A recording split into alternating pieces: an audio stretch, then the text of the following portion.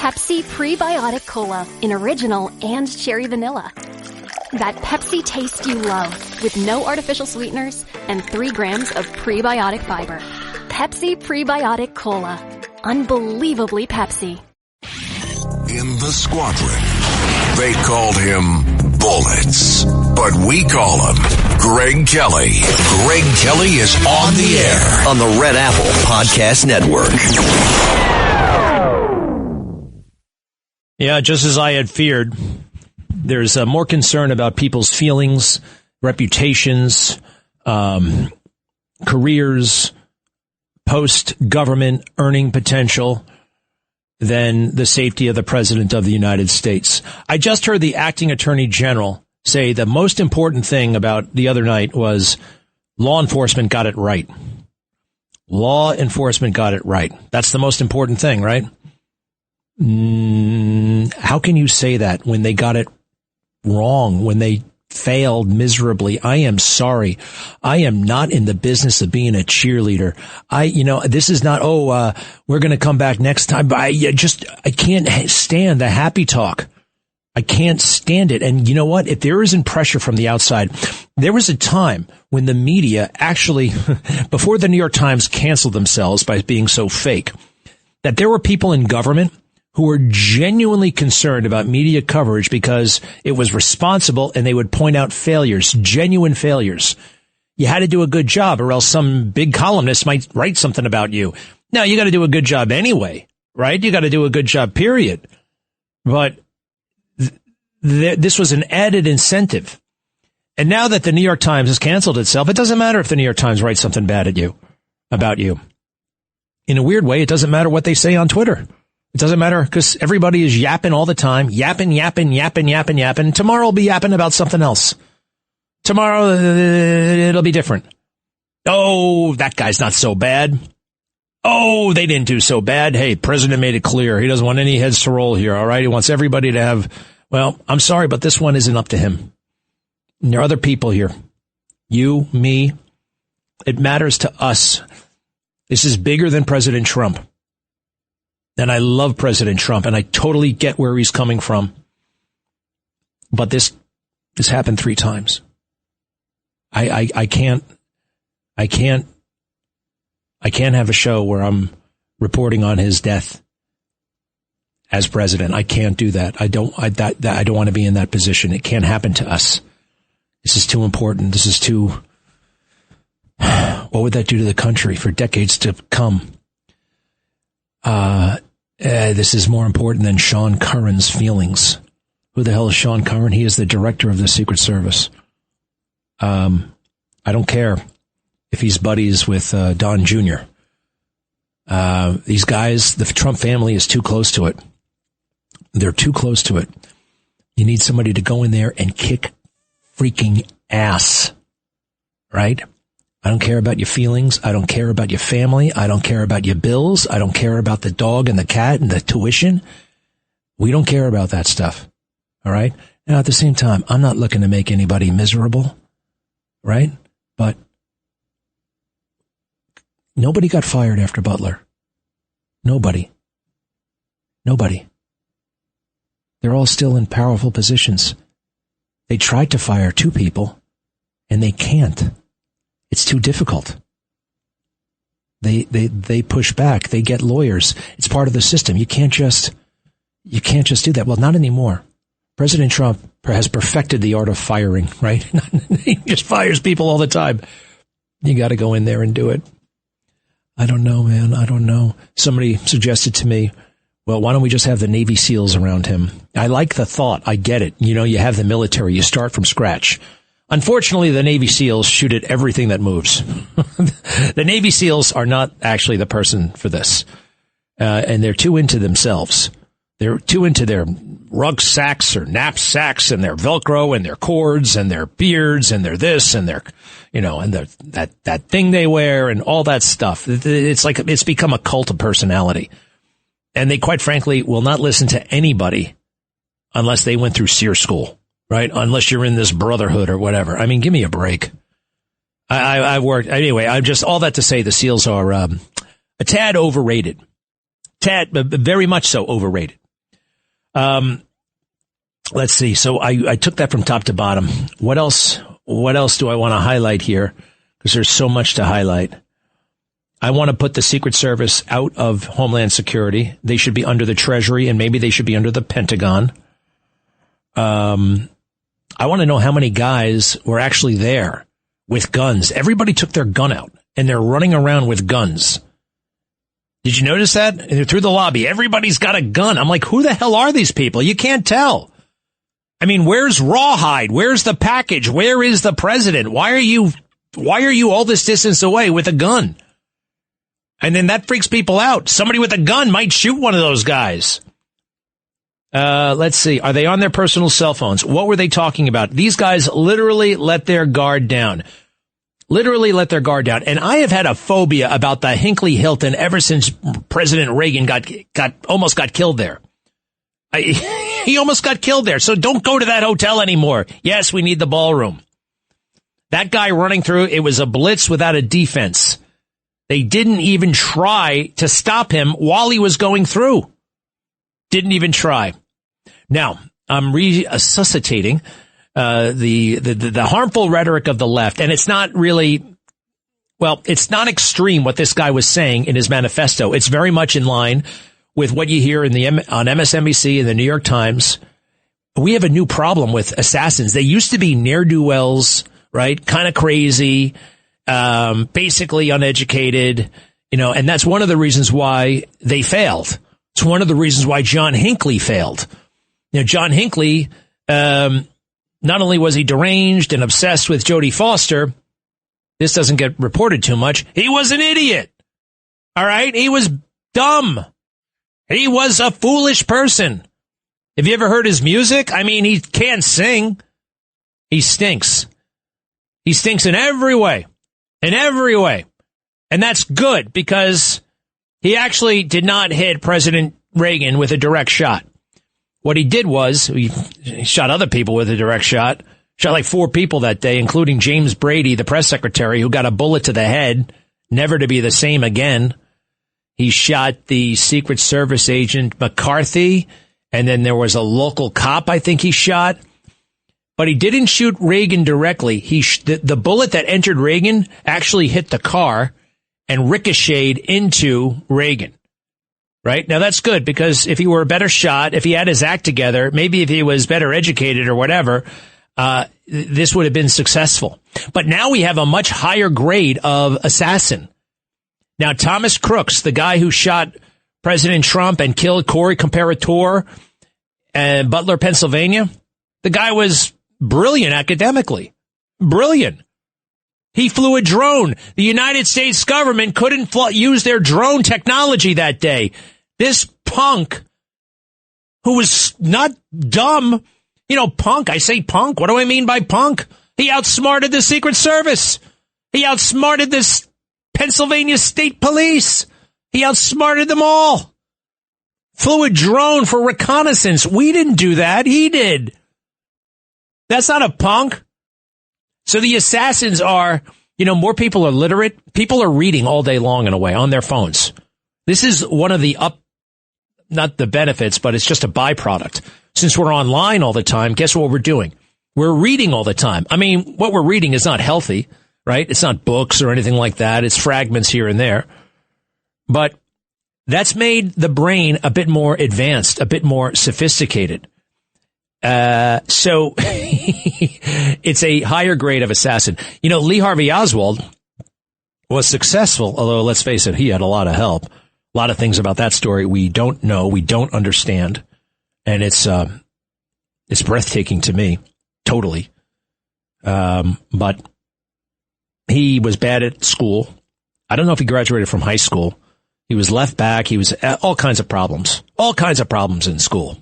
Hey, by the way, that doesn't mean I remember actually feeling bad about this because, at one point I wasn't doing so hot in school and they were calling. I can't remember who it was. It was somebody and they said, oh boy, he was really bad at school. And then he went on to kill all these people. And I'm like, oh geez, is that what I'm going to do? You know what I mean? I didn't want that. And then I also noticed a thing when any victim of a crime in New York City, if they were in high school and black, They were honor students right away. An honor student. Honor student. They were an honor student automatically. And like, wait a second, what's going on? Why are they all honor students? And then I started to think, well, I'm not an honor student. You know, are they going to say, Greg Kelly was run over today by a car. He did poorly at Stewart School in Garden City. You know what I mean? He was always annoying the teachers. Mrs. Gillespie despised Gregory and yelled at him and sent him to the principal's office on more than one occasion. I mean, it wouldn't have been a nice eulogy for me. From that vantage point. By the way, they always made it up about the honor students. Tom Wolfe in Bonfire of the Vanities has a great take on this. It's kind of a makeup job. Anyway, we're dealing with a much smarter breed of assassin. And, it's a problem for the Secret Service. So that's why they got to take their hands out of their pockets. Now, something else about the Secret Service that you probably don't know. There are two divisions of the Secret Service, right? There's the protective division, which is classic, you know, the guys with the microphones and the dark glasses and the suits, right? They're hanging around, right? They're very impressive. You think they're Secret Service? Are they Secret Service? Wow, look at that Secret Service. Wow, that's interesting. They're Secret Service. And very, very important looking, very official looking. But then you have the uniformed Secret Service. Now, who are they? They look like cops. They look like regular cops. And in many ways, they are. And in some more important ways, they don't like that. They don't like that. They don't like being, it's like a caste system. It's like a tier system. It's like once you're in uniform, you're in uniform. You can't become an agent. The uniform guys actually protect a lot of the physical plant of the United States government. You know, security guards. And security guards are very, very important. Right? You need those guys. You have to have them. But when you have them, they have to do their job. And the other night, they weren't doing their job. Why? Because they don't like their job. They feel like they're overworked. They feel like they're underpaid. Right? They don't get the prestige. They don't get the glory of the protective detail. The people don't really understand who they are or what they are. So that shows in the way they perform their job, my opinion. My opinion. And it's also my experience. I've seen it up close. I worked at the White House for 2 years, everybody, from 3 years, 2004 to 2007. I take that back, 2 years. Yeah, it was the spring of 05 to basically the spring of 07. I went to the White House maybe 3-4 times a week on average. Sometimes I'd be there 5 days a week. Sometimes I would be there no days a week. I averaged about three days a week, covering the White House for Fox News. And I saw all this up close. And they got a big problem with these uniformed guys.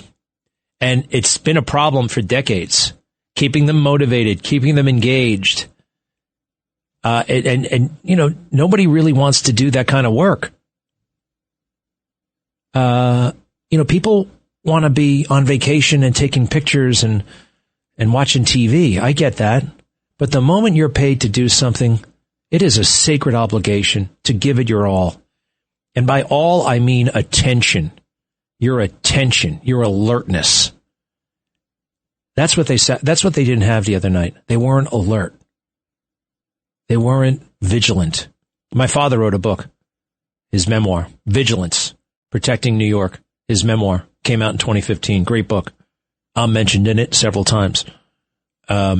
Vigilance. When's the last time you heard that word? Vigilance. Nobody talks about being vigilant anymore. Vigilant. On the lookout. Wary. Scanning. Those guys were waiting to go home. All right. 800-848-9222. 800-848-9222. The stage stuff is obvious. President Trump getting off that stage after everybody else was already under the table, and Vice President Vance was probably in his car on his way home. How does that happen? And how does it happen again? Because it happened in Butler, Pennsylvania. Why is the most important, the most targeted guy in the universe just sitting there, for crying out loud? Are you kidding me? Are you kidding me? Look at all those people run all over the place. There was confusion. I understand. But this is why you get paid the big bucks. This is why you get paid the overtime. And if it's not enough money for you, then you really should move on. The morale is a constant problem. But you know what? So is life. Just get over it, man. Get over it. These phones, our lackadaisical approach to everything is killing us. And it almost got the president murdered the other night. Be right back. Greg Kelly. Let's go, Brandon.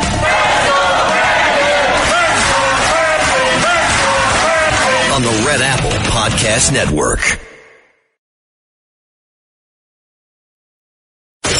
Greg Kelly. On the Red Apple Podcast Network. All right, John Catsimatidis, chairman of Red Apple Media and so much more, making things happen in the world, politics, commerce, business, and sports. John Catsimatidis joins us with some breaking news. Hello, John. How are you? Terrific. I'm on the way back from Staten Island. There was a press conference given by the mayor and the governor, and I was invited to operate the Staten Island Stadium. We own the Ferry Hawks there, and in reality, I didn't know why I was going to begin with. Well, we just found out there was a great press conference, and the mayor and the governor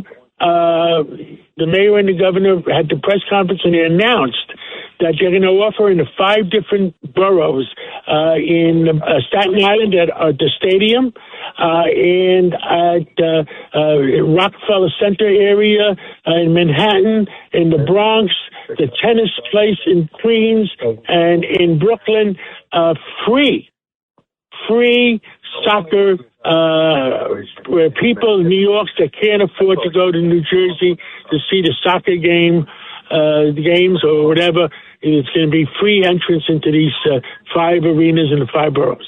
Well, that's beautiful. And you're operating. And how about that, John? You're making things happen in everything. Well, let me tell you something. I think it's great that the people look. There's a lot of people that can't afford to go to New Jersey. There's a lot of people. We operate the minor league team of us and the Yankees in Staten Island. For people that can't go see the major leagues, you can come see the Ferry Hawks and spend less than $100 for 4 people in Staten Island. It's beautiful. John, I know you've been we only have less than a minute left. I know you've been in touch with the president in the aftermath of what happened on Saturday night. How's he doing? What did you tell him? What I told him is he has to be triple careful because the characters that came after him were minor league characters. But if there's a foreign force that is looking to take him out, and there's billions of dollars involved, then they're going to send professionals after him next time. Great advice, John. John Catsimatidis doing amazing things for our community and our country. Thank you, John. John Catsimatidis, everybody. You bet, sir. We'll be right back. Your calls, 800-848-9222. Greg Kelly. On the Red Apple Podcast Network.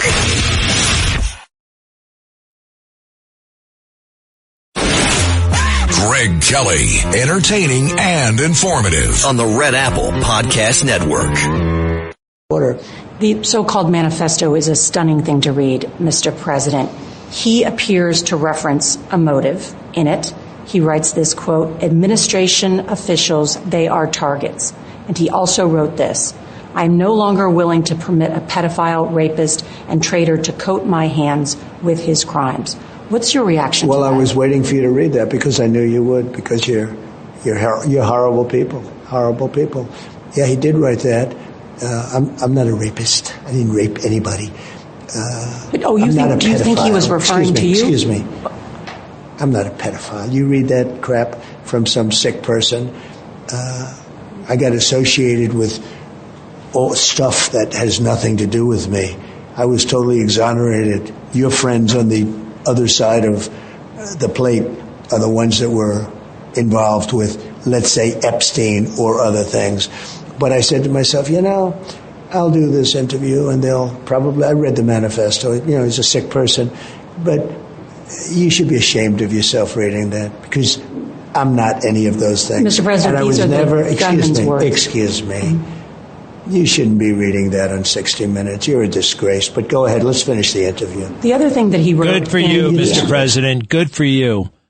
You don't have to read those words. Oh, Mr. President, these are the gunman's words. So you're going to facilitate the gunman's mission, right? You're going to facilitate it. You're going to help him get the word out. Yeah. And you're going to do it to the president's face. And you're going to play dumb. Oh, did you think that was you? Oh, she did. She was all cute. Not cute. Treacherous. 800-8489-222. 800-8489-222. This is Mickey or Mikey. Hello, how are you? Go ahead. Hi, Greg. It's Mickey, and I agree everything with what you've said, and I have two things to add. Number one, why was the quality of the security video so awful? Number two, every news channel I listened to across the board had people who said that the security coming into the hotel was absolutely non-existent. When this happens, this is feeding into people's conspiracy theories like, oh, this was staged. So, there's other things that were way wrong with all of this. So what's your comment? There are other things that are way wrong with all of this. Well, number one, it wasn't staged. Number two, I've heard those the word about how easy it was to get into the venue. I've been to this thing a couple of times myself. And, you got to have the invitation. You got to have the paperwork. I've been to high-end parties where they don't even let you, on the block if you don't have the invitation. They make you turn around. So, look, I have a gnawing suspicion that the deep state wants him dead, that they're holding their nose when it comes to protecting the president, and it takes a massive cultural revolution to fix this problem. And I don't see that happening right now. I don't. I see the media moving on already. King Charles has landed in the UK for a state visit. You know what, King? Go home. We don't have time. I could care less about the king after what happened, So I think they want him dead. I think there is a permissive environment around him that is shocking to me. You saw what happened in Butler. If you watch my show, there are many people who don't know what happened in Butler. There are many people who don't know it took 2 minutes for that car to drive 50 feet. There are members of Congress who don't know what I know. There are members of Congress who haven't read the reports. I keep thinking, in my heart of hearts, I think, someone's going to catch this. So, the cavalry. Oh, they, They, they are going to stop this. Who's they? The they, Mickey, is me and you. Me and you. This is our responsibility. I'm finally figuring it out. And God bless President Trump. I don't know. He can't necessarily lead the charge on this. He's surrounded by these guys. If he starts asking for heads to roll, they're going to lose their heads. It's a very tricky position for him, but not for me and not for you. All right, Mickey. Does that make sense? It does, but I want something to happen. Something's got to happen.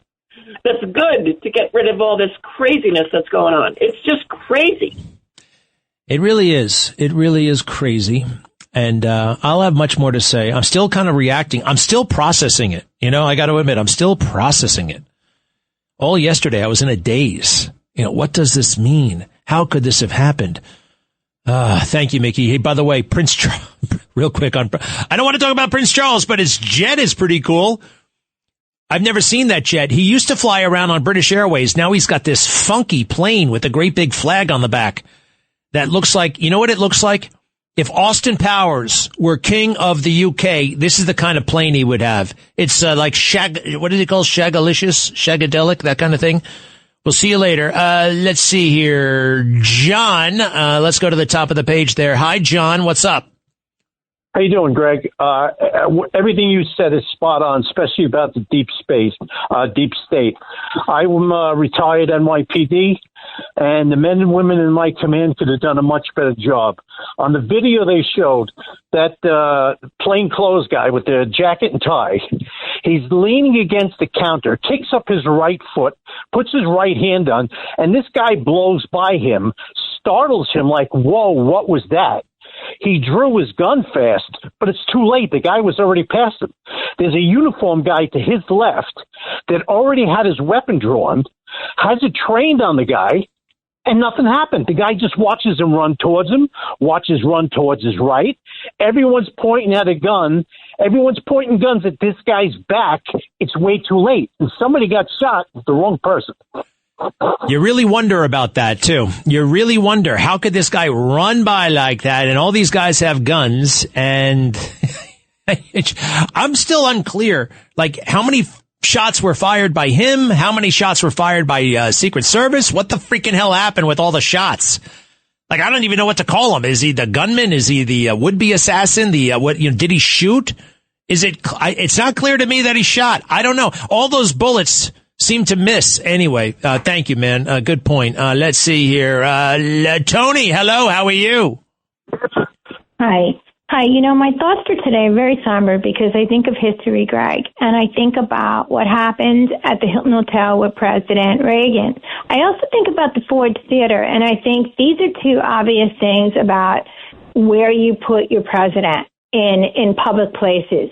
Then I think of who took care of this. You've been talking about how President Trump has not been looked after properly, and I've had on my mind George Washington and John Jay. And John Jay was the first Supreme Court Justice of the United States, and he was in charge of protecting General Washington when he was almost assassinated. And he intervened. He had a conspiracy committee, and they intercepted the assassination attempts of General Washington, and he was hanged by the gallows. So my thoughts are that John Jay later wrote, when he became the first Supreme Court Justice, he sat in Federalist 64. All right, you got to get to the point. Now you're losing me. Now, all right, what is the bottom line? The bottom line is he sat that the most useful intelligence is for the president to be close to everything that's happening and to control the investigating, because that's what's been the problem here, that our president has been running the country, but not the intelligence. And he said that in Federalist 64, the most useful intelligence can be done with the president. Well, the most useful intelligence can be done with the president what? He said, just give me one more second, may be obtained if the persons possessing it can be relieved from apprehensions of discovery, and the president should be allowed to manage the business of intelligence in such a manner as prudence may suggest. All right, well, prudence suggests that he needs help doing that. All right, prudence suggests that he's got his plate is extremely full as it is. And he has, and it also says this in the Constitution, that he can delegate. He can delegate authority to principal officers, right? So he's delegated to John Ratcliffe. He's delegated to Tulsi Gabbard. He's delegated to these individuals. He's delegated to Sean Curran. You have to have some delegation. Yes, he gets a presidential daily brief. He gets briefed. But look, they're playing a game with him. That's what I really think is going on here. And I'm worried stiff about the guy. All right. I'm worried stiff, quite frankly. You are terrific, though. Federalist 64. Who'd have thunk it? Although I think they got to update the language a little bit. See you later. Let's see here. This is the moment. All right. This is the moment. Can you hear it? Can you hear the shots? Listen carefully. Cut 14, please. Cut 14.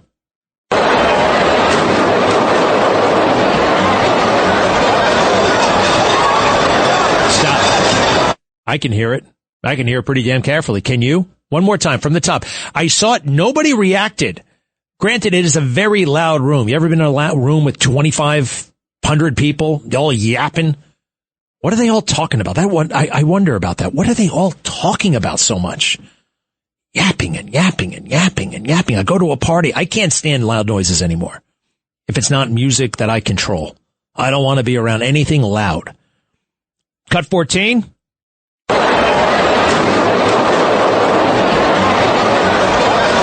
You hear it? You hear it?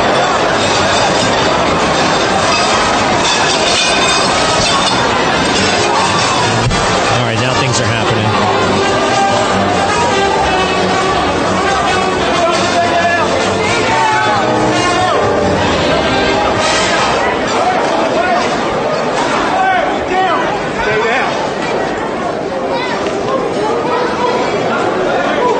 Just not moving fast enough.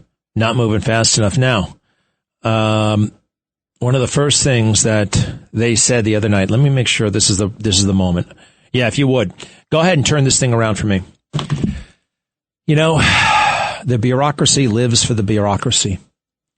And sometimes we make friends with people in the bureaucracy. And that can be a mistake, right? We can confuse the bureaucracy for the people that we like, right? I mean, and that's a little trick of the bureaucracy, of the deep state. They get very close to the president. They get very, very close. And it inhibits the president from taking action against the deep state because the physical representation of the deep state is a nice guy by the name of Sean Curran. Go ahead and play this, please. This is from Saturday night. This is Janine Pirro's there. The chief of police is there. An FBI representative, Nakash Patel, is there. And Sean Curran, the director of the Secret Service. Go ahead. My name is Sean Curran, I'm the director of the Secret Service. Tonight, we saw exactly what our brave men and women do each and every day to protect our protectees. It's not easy. And I will tell you that... Stop! What the hell was that? The second thing out of his mouth is complaining about how hard the job is. It's not easy. Did you hear that? Take it from the top, please. Well, it's not easy. He's defending the agency right away. Now, he knows that there was a screw up here because I'm listening very, very closely here. He's covering, but he's also acknowledging at the same time, if you really listen. And I like the guy. I'm sorry, but I like the president more. And I like the presidency more. Someone's got to do this, and it ain't happening. Go ahead. My name is Sean Curran, I'm the director of the Secret Service. Tonight, we saw exactly what our brave men and women do each and every day to protect our protectees. It's not easy. And I will tell you that they performed admirably. Stop. It's an interesting choice of words, admirably. That's not exactly like, right? That's not, admirably is mild. Because he knows that this was a colossal screw up. He knows. Now I wonder where his mind is right now. Protecting the president or protecting his job? I'm sorry, I'm allowed to wonder these things. I've never met the man. And maybe that's good. Keep going. We got to see what they do. And that individual, when he charged a checkpoint, was apprehended. It shows that our multi-layered protection works. And I'm grateful to our partners that help assist us with building these sites and protecting these sites. Our multi-layered system works. He got right through the layer. You called it a checkpoint. The checkpoint had been dismantled. There was no checkpoint. No, I'm sorry. And I want to show you guys something that a friend of mine, Susan Crabtree, who's a great journalist, just posted. And she's working on something for Real Clear Politics. Secret Service exclusive. In the wake of another assassination attempt on President Trump at the Correspondents' Dinner Saturday night, sources tell me that White House Chief of Staff Susie Wiles rejected efforts by former DHS Secretary Kristi Noem to impose more reforms on the Secret Service earlier this year after a string of scandals and failures. The DHS leadership team at the time wanted to install a political, hand-selected chief counsel after Secret Service Director Sean Curran's top attorney resigned after an embarrassing road rage incident. Wiles, who directly oversaw the Secret Service and kept Curran in place despite numerous lapses and scandals, resisted efforts to install a hand-selected chief counsel, a former administration official with direct information about it, told Real Clear Politics. These sources also contend that Wiles undercut another effort to have a DHS deputy chief of staff offer reform recommendations to the Secret Service. In fact, when the DHS deputy chief of staff visited the Secret Service to offer them, Wiles had the individual walked out of the building after Curran complained to her, the sources assert. The security lapses and embarrassing incidents include missing the stand in a tree at West Palm Beach International Airport. I almost forgot about that. Allowing Code Pink protesters to harass President Trump and several cabinet members at a D.C. restaurant. Missing a Glock during a screening at Trump Golf Course in Virginia. 2 officers getting into a physical fight outside President Obama's residence. An agent celebrating Charlie Kirk's assassination on social media, and numerous others. Oh yeah, the guy getting into the compound. Remember that? Broke into the compound, broke into Mar-a-Lago. How many close calls does Trump get before Curran and others at the Secret Service lose their jobs? A former administration official asked in an interview with Real Clear Politics. This guy is going to get killed and everyone will keep their jobs. White House Secretary Caroline Leavitt denied assertions that Wiles opposed the DHS reforms. She did not respond to specific questions. A source familiar with presidential security protocols said Wiles has let Curran remain in his job despite numerous failures on his watch and no firings for Butler. In fact, Curran gave 2 Butler supervisors big promotions. Yep. And that's just the tip of the iceberg. We'll be right back. Greg Kelly. Let's go, Brandon.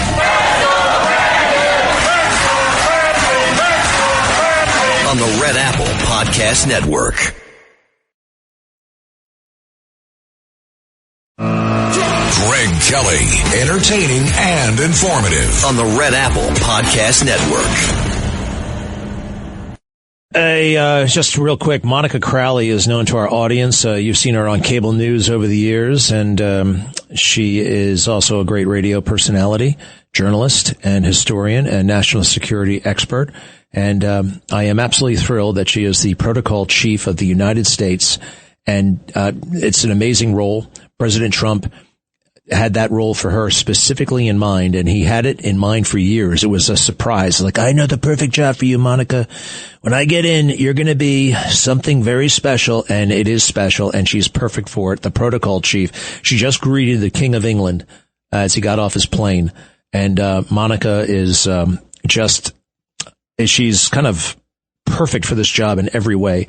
One of the most, and I mean this with affection, appropriate people I've ever met, right? She's always saying and doing the right thing, whether it's public or private. And we're very happy for her that she is there. And it's got to be a lot of fun, right? I mean, she travels with the president, goes all over the world, and all these amazing people coming to see the president. She greets them. She's like the first greeter at the White House for some of these individuals. Now, by the time he gets to the White House, I think the president will be the first person that Charles sees. But look at all that protocol, the big band, the flags, and all that stuff. I've been thinking about it, and the Attorney General just said the most important lesson from the other night is that law enforcement perform well. I believe he might be getting that from the President of the United States. And I understand the messaging, but I don't work for the administration. And I am independent. And I can say how I feel, and I will say, and I'll do it because, well, I owe it to the President. I owe it to him. I feel as though if I don't, I will become part of the problem. I will become part of the problem. And maybe, I don't know. I don't want to get into President Trump's motivations, but I don't think in his heart of hearts he's going to have a hard time with me making a huge fuss about the disturbance the other night. Now, he has limitations. Believe it or not, even with him, when it comes to communications, he can't say everything he might want to say. And I think this is one of those positions, one of those occasions. I am not so constrained. All right. So, I got to do my part. I'm putting together something pretty big for a video that I'll be releasing tonight sometime. I encourage you to join me on my social at Greg Kelly USA, at Greg Kelly USA. I put up a picture of the so-called checkpoint, and everyone's kind of like not checking anything. It's an amazing picture. It's gotten worldwide pickup, including by Elon Musk and his team. They're looking at it. They see it. They see what I see. Some people are trying to say, well, that's artificial intelligence. No, it's artificial intelligence enhanced. AI. AI is not synonymous with fake, everybody. AI is a tool. It allows us to see things that we couldn't see without it. It's been a privilege. Let's make some noise in the best possible way for President Trump's safety. All right? I'll see you soon.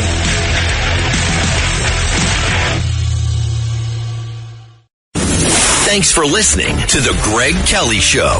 You can hear The Greg Kelly Show weekdays at 12:15 on 77 WABC. If you like the podcast, share it with your friends and listen anytime at WABCRadio.com and download the WABC Radio app. Hit that subscribe button on all major podcast platforms. Plus, follow WABC on social on Instagram, TikTok, Facebook, and X. See you next time for a new episode so you never have to wonder. What the heck is going on here?